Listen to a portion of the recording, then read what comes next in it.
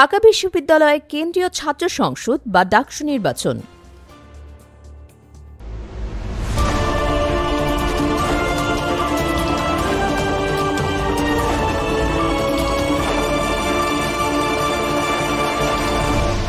Channel CB. স্বাগতম CB নিউজে।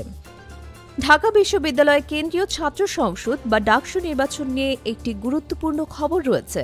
ডাকসু নির্বাচন বুধবার আপিল বিভাগে শুনানি, বহাল থাকলো হাইকোর্টের স্থগিত আদেশের ওপর স্থগিতাদেশ। ঢাকা বিশ্ববিদ্যালয় কেন্দ্রীয় ছাত্র সংসদ সংক্ষেপে ডাকসু নির্বাচন নিয়ে আইনি জটিলতা ক্রমশ বাড়ছে।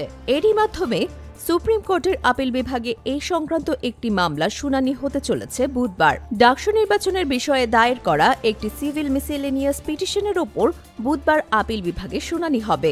আপিল বিভাগের চেম্বার জজ ২ বিচারপতি ফারাহ মাহবুব এই তারিখ নির্ধারণ করেছেন এবং মামলাটি প্রধান বিচারপতির নেতৃত্বাধীন আপিল বিভাগের পূর্ণাঙ্গ বেঞ্চে শুনানির জন্য পাঠিয়ে দিয়েছেন। বিচারপতি তার সংক্ষিপ্ত আদেশে বলেন, আগামী ৩ সেপ্টেম্বর পর্যন্ত তারিখ নির্ধারিত হল এবং সেই তারিখ পর্যন্ত স্থগিত আদেশের উপর স্থগিতাদেশ বহাল থাকবে। গত ১ সেপ্টেম্বর হাইকোর্ট ডাকসু নির্বাচন ৩০ অক্টোবর পর্যন্ত স্থগিত ঘোষণা করে একটি আদেশ জারি করেছিল, কিন্তু এর ১ ঘণ্টার মধ্যেই সুপ্রিম কোর্ট হাইকোর্টের সেই আদেশের ওপর স্থগিতাদেশ দেয়।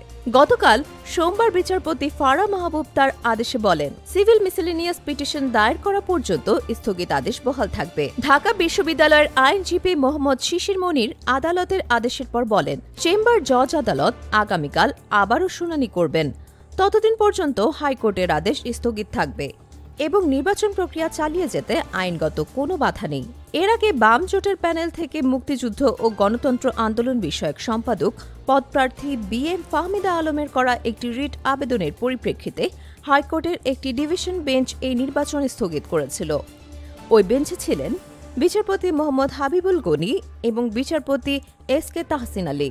রিট আবেদনে ঐক্যবদ্ধ শিক্ষার্থী জোটের প্যানেল থেকে সাধারণ সম্পাদক প্রার্থী SM ফরহাদের প্রার্থিতার বৈধতাকে চ্যালেঞ্জ করা হয়েছিল।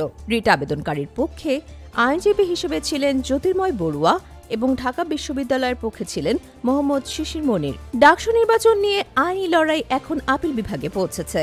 বুধবার শুনানিতে কি সিদ্ধান্ত আসে সেদিকেই তাকিয়ে আছে সবাই। প্রতিদিন গুরুত্বপূর্ণ খবর পেতে আমাদের চ্যানেলটি অবশ্যই সাবস্ক্রাইব করুন।